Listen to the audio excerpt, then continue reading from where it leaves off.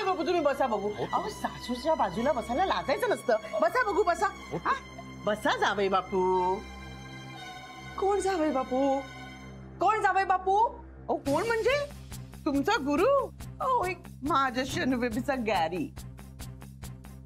म्हणजे माझं जावई बापूच नाही का? हा जावयाला नावाने कसं हाक मारायची ना डायरेक्ट. बरोबर बोलते ना मी जावई बापू. अहो काय जावई बापू लावले तुम्ही? हे बघा हे असं काही नाही हा प्लीज. एक्सक्यूज मी माझ्या शनू बेबी बरोबर तुमची एंगेजमेंट झाली आहे विसरलात? हे बघा विसरलो नाहीये पण त्याचा इथे काय संबंध आहे? अय्या संबंध कसा नाही? हा संबंध कसा नाही? शनू बेबी. Yes mommy. तुझ्या गॅरी बद्दल मी जितकं काही ऐकलं होतं ना ते अगदी सगळं आता मला पटतंय. काय ऐकलं होतंस मम्मा? हेच की तुझा गॅरी एक नंबरचा लबाड. ओ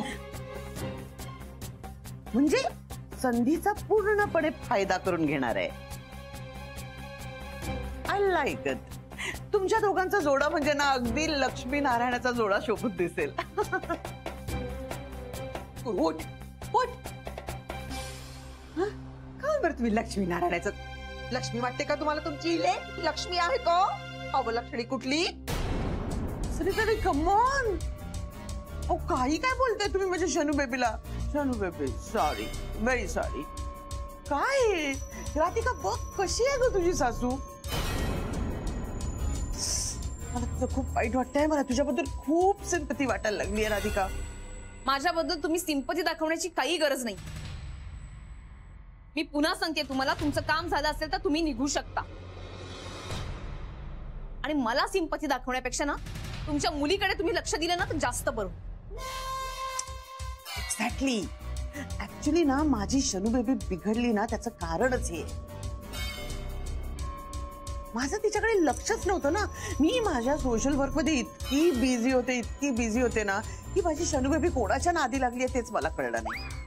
आय मीन हिच्या आवडी निवडींवर मी लक्षच ठेवू शकली नाही ना. But she is very helpful. मला वाटतं तिने तुलाही मदत केली ना? अगदी माझ्यावर गेलीये. पण तू अगदी बरं केलंस हा. नाही शनू बेबी सारख्या मुलीला आणि ह्याच्यासारख्या पुरुषाला असताच धडा शिकवला पाहिजे. You're right you're right. अरे यार माझ्या बाजूने बोलायला आलीस तू. Shut up Shanu baby. हे असं मध्ये मध्ये मध्ये मध्ये बोलतेस आणि स्वतःचं नुकसान करून घेतेस.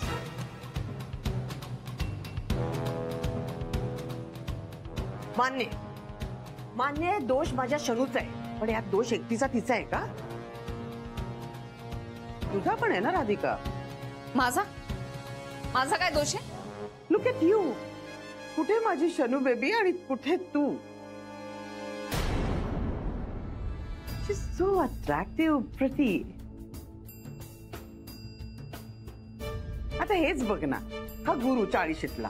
मम्मा 42. बाई बसला बायानो गप्प बसा बायानो. आता तुम्ही जा बरं इथून. तुम्ही काऊन बरं एवढं बोलत आहात? आम्ही सगळं ऐकून घेत आहोत म्हणून तुम्ही असं वाटेल ते काही बोलाल का? आमच्या घरी का येता तुम्ही? आमच्या पोराईंना दोष का देता तुम्ही? का समजता का तुम्ही स्वतःला? हा चालायला लागा आधी इथून. आय गुरु पाहत का उभा राहिलास रे? सांग नाही ना जायला. आई झालं? किती बोलता? जरा शांत व्हा ना. त्यांच्या दोघांच्या एंगेजमेंटला तुम्ही हजर होता ना? प्रत्यक्षपणे नसेल अप्रत्यक्षपणे तर होता ना? झालं. बोलत आहे बाई. आई तुम्ही शांत व्हा बरं. पण तुम्हाला कसं माहिती? काही बोलतात का आमच्या बरोबर प्रत्यक्ष अप्रत्यक्ष? नाही तसा पुरावा आहे माझ्याकडे.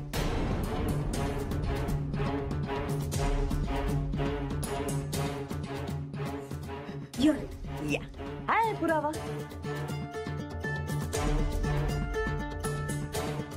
त्याची काय गरज आहे जावई बापू? अरे आता तुमची आणि शनू बेबीची एंगेजमेंट झाली आहे म्हणजे आता लवकरच लग्न पण होणार.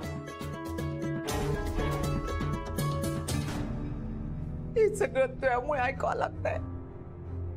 त्यामुळे हे सगळं होत आहे, त्यामुळे सगळं ऐकावं लागतंय मला. आई मला काय बोलतेस? मी काय केलंय? मी बोलवलंय का त्यांना? पण तू नाही बोलवलं तर मग पाठव ना या दोघींना इकडनं घरातून बाहेर घालव ना. हकलू दे ना यांना. का नौटंकी लावली या लोकांनी? मला एक क्षणही नको त्या डोळ्याचं. तू शांत हो आई. तू शांत हो. हे बघा, मी तुम्हाला परत एकदा सांगतो, तुम्ही म्हणताय ते सगळं बरोबर आहे. मी केली आहे एंगेजमेंट, पण आता मी हिच्याशी लग्न करू शकणार नाही, कारण तुमच्या मुलीनं मला फसवलंय. एक्सक्यूज मी, काय म्हणालात तुम्ही? हो, तिने फसवलंय मला. मिस्टर गुरुनाथ, फसवणं हा शब्द तुमच्या तोंडी फसवा वाटतो. अरे, ज्यांनी स्वतःच्या बायकोला फसवलं, स्वतःच्या आई वडिलांना फसवलं, शेजाऱ्या पाजाऱ्यांना फसवलं, तो आज फसवणुकीच्या गोष्टी करतोय. नॉट ताई, ताई, मी पाया पडते तुमच्या. आमचं आम्ही बघून घेऊ, तुम्ही यामध्ये पडू नका बरं. आणि मा मुलांनी तुमच्या मुलीला फसवलं नाही बरं का? ती बैताड ह्याच्या गळ्यात पडली. आणि तुम्हाला काय वाटते हो, महापौरांनी जर का तिला फसवलं असेल तर काऊन बरं या फसव्या पोरासोबत लग्न करून देता तुमच्या मुलीचं? अहो अहो अहो अहो अहो अहो, किती एका दमात बोलता, जरा दम घ्या. काय चाललंय तुमचं? त्रास होईल तुम्हाला. पण किती मनकवड्या, अगदी माझ्या मनातलं बोललात तुम्ही. मी पण हेच समजवते शनू बेबीला, पण ती ऐकतच नाही. खूप हट्टी आहे, खूप हट्टीपणा करते. म्हणजे मी लग्न करीन तर गॅरी बरोबरच. आता मी तरी काय करू? शेवटी मी एक आई आहे. तुम्ही जशा आई आहात राधिका, तूही एका मुलाची आई आहेस ना. तुला तर हे नक्की पटत असेल. मला या विषयावरती काही बोलायचं नाही. ओ, यू राईट. तू कशाला ना आता ह्याच्यात पडशील? एनिवेज, तुमचा तर आता डिवोर्सच होतोय. I am sorry. पण खरंच एक स्त्री म्हणून मला तुझ्याबद्दल खूप सहानुभूती वाटते. काय आहे, एक स्त्री दुसऱ्या स्त्रीची वेदना समजू शकते ना. तुम्ही सिंपती दाखवण्याची काही एक गरज नाही. तुम्हाला हवं असेल ना तर तुम्ही यांना घेऊन जाऊ शकता.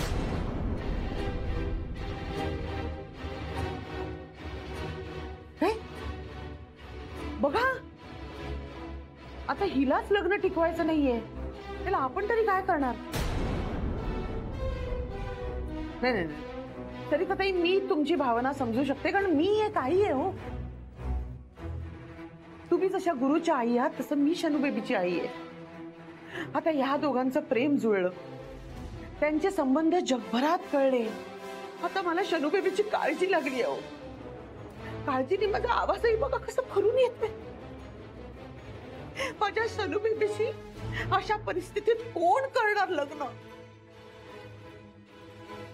नाही, हा बदनामीचा डाग कपाळावर घेऊन माझी शनू बेबी कशी जगेल?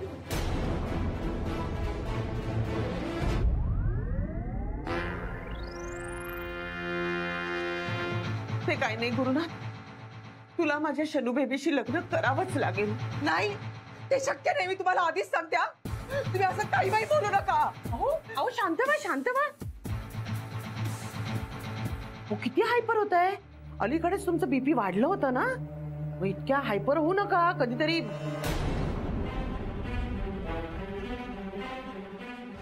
नाही, मान्य आहे की मी अशी अचानक आले, त्यामुळे तुम्हाला असं पटकन निर्णय घेता येणार नाही. पण नो प्रॉब्लेम, मी हवं तर उद्या येते ना. तुम्ही आरामात वेळ घ्या आणि तुमचा निर्णय कळवा मला. शनू बेबी. Yes mommy. चल आपण निघूया. ओके, या. येते हा जावई बापू, येते हा. वीणबाई, coming with your coming soon. Bye mama. Baby. Bye. Bye.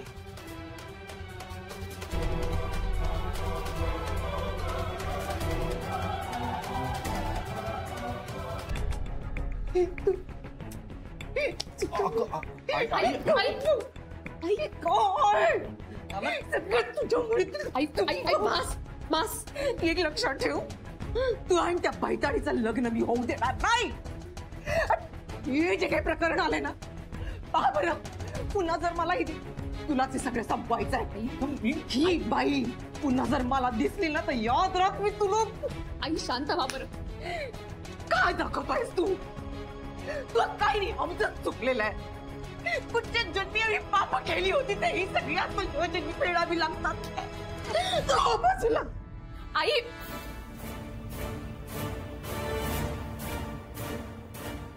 यार ही बाई कुठून आली आता? काय घडतंय ना मला काहीच कळत नाही. हा भयाडपणा चाललाय. आई तुम्ही शांत व्हा बरं. रडू नका तुम्ही. आई मला त्रास होईल. हे घ्या बरं पाणी प्या. बीपी वाढेल ना तुमचं. पण काही नको वाढू दे, बीपी मरू दे, एकदाची सुटेल तरी. आई असं काऊन बोलताय? तुम्ही टेन्शन नका बरं घेऊ. आई राधिका कुठली ती बाई येत आहे? हा सरळ आपल्या घरात घुसत आहे, आपल्याला लग्नाची धमकी देत आहे. भयाड कुठची? हे का चाललंय लग्न बिग्न? आई असं काही होणार नाहीये.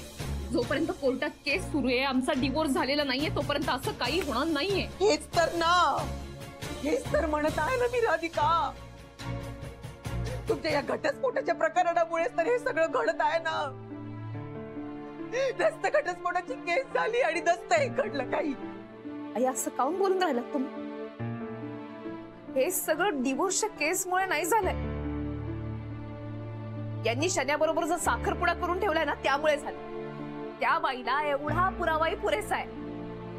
ती यावरनं ब्लॅकमेल सुद्धा करू शकते आपल्याला. तरी मला वाटलंच. पाठ डांबरट आहे बरं ती बाई.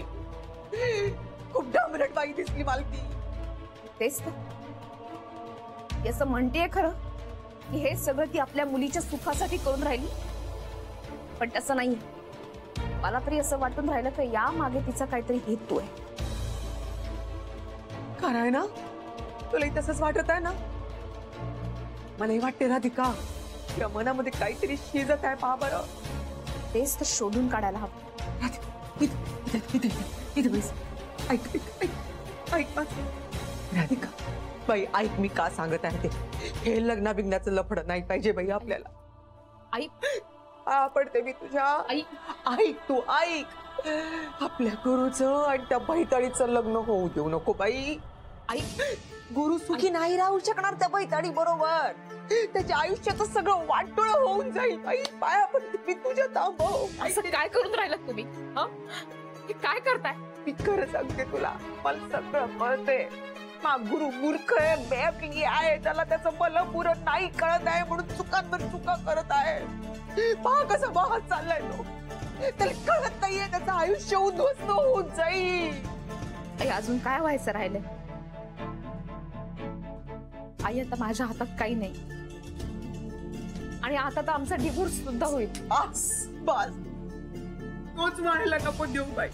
हे तर किती दिवसांपासून मी तुम्हाला सांगत आला आहे ना. नका न घेऊ घटस्फोट. वाट लागून जाईल सगळी. नका न घेऊ घटस्फोट. आणि काय करू? असं जगत राहू का? आई एकदा समजून घ्या ना तुम्ही. त्यांना नकोय मी, त्यांना नकोय हा संसार. आणि तुला का राधिका? तुलाही नको संसार? नकोय हा संसार राधिका?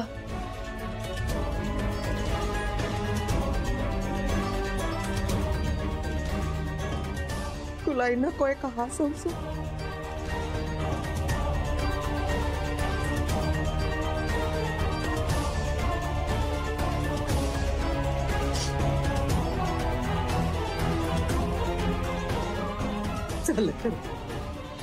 मला वाटलं आता राधिका तू सगळ्यांपेक्षा वेगळी आहेस बरं, पण नाही.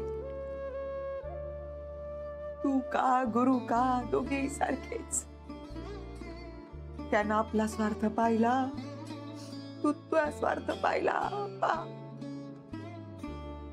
स्वार्थ काय यात? माझ्या गरजेला तुम्ही स्वार्थ म्हणून राहिला. चांगला नवरा असणं, चांगला संसार असणं ही प्रत्येकाची गरज नसते का? असते ना ग, मलाही मान्य आहे ना, पण हा संसाराचा गाडा कुठेतरी बिथरतेच ना. गाडा बिथरला म्हणून का पटापट माणसं उतरतेत का, उड्या मारतेत का त्या गाड्यातून? सावरतेत, सांभाळतेत. तसं कर ना माय, सांभाळ आपला गाडा. फेर विचार कर ना माय.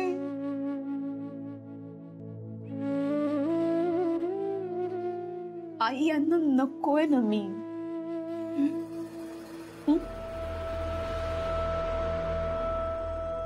यांना माझ्या बरोबरचं आयुष्य नकोय.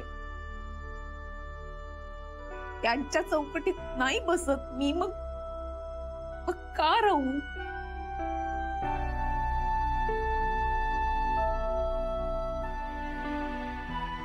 मी तर यांना देव मानत होते. हे माझं घर म्हणजे माझ्यासाठी मंदिर आहे.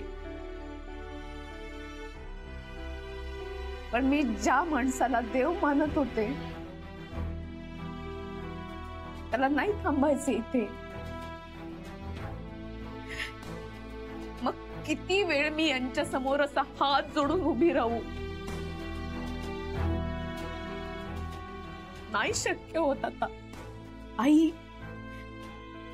प्रेम असतं, संसार आहे, तो एकट्यानं नाही करता येत. त्याच्यासाठी दोन माणसं हवीत ना.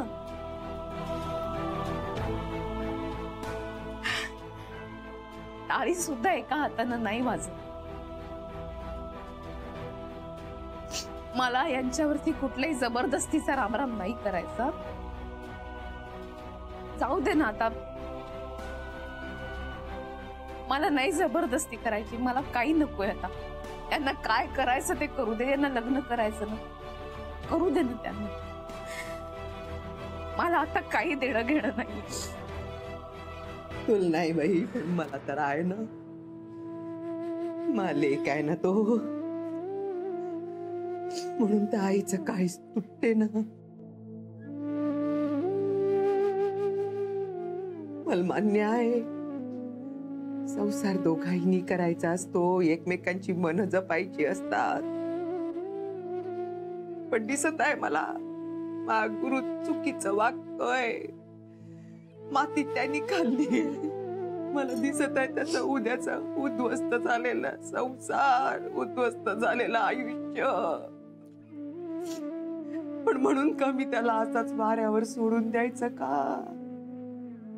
त्याला तसंच वागू द्यायचं का? अथर्व चुकला तर तू त्याला तसंच वागू देशील का? कान धरून वटणीवर आणेन त्याला. आण तुझ्या नवऱ्याला वटणीवर. कसं आणू मी? असं कसं म्हणता तुम्ही? अथर्व लहान आहे अजून. त्याला सांगितलं, बोललो त्याला तर ऐकतो तो. यांना आता आपलं काही ऐकून घ्यायचं नाहीये. मग कसं आणणार वटणीवर?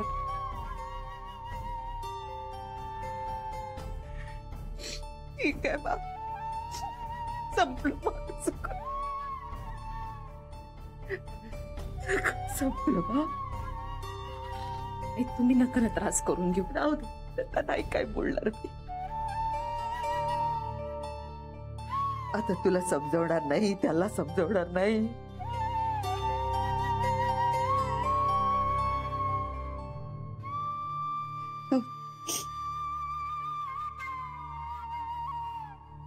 गुरु आधी असा नव्हता ना ग राधिका. किती चांगला होता ना. तो खूप चांगला होता म्हणूनच तू त्यासोबत लग्न केलं ना. आता असा झाला. असं वाटत होत ना तुमचा संसार मोडू नये म्हणून मी एवढा आटापिटा करत होते बाय. आता राहू दे, हरकत नाही.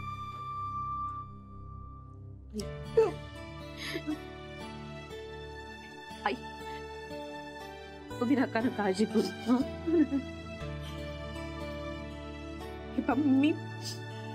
मी बाकी काही नाही करू शकत, पण एक वचन देते तुम्हाला, या बाईपासनं यांना नक्की वाच.